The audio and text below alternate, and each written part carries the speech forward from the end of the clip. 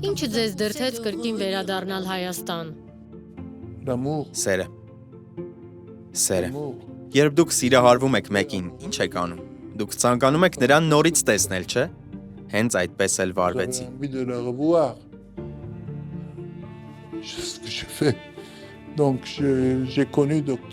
Երկրաշարժից հետո Հայաստան կատարածս առաջին առաքելության ընթացքում ծանոթացա բժիշկ Ժորժ Քեփենեքյանի հետ։ Նա ինձ առաջարկեց Հայաստանում բժշկական առաքելություն իրականացնելու օրերին դինել իր անեսթեզիոլոգը, մասնավորապես երիկամի փոխպատվաստման վիրահատությունների ժամանակ։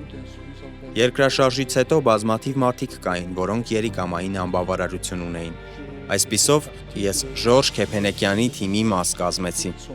Եկանք երիկամի փոխպատվաստումներ անելու նպատակով, սակայն դա մեզ երբեք չհաջողվեց, քանի որ այն ժամանակ դոնորներ ընդունելու մասին օրենք չկար Հայաստանում։ Եվ երիկամի փոխպատվաստման մեր ծրագիրը ձախողվեց, բայց 7 օրում վիրահատեցինք մասնավորապես 50 հիվանդի։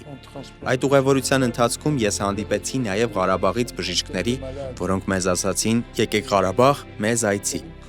Դա երկրաշարժի ժամանակ էր, այդ հրավերը մտապահել էի, ասացի, որ մի օր կգնամ Ղարաբաղ։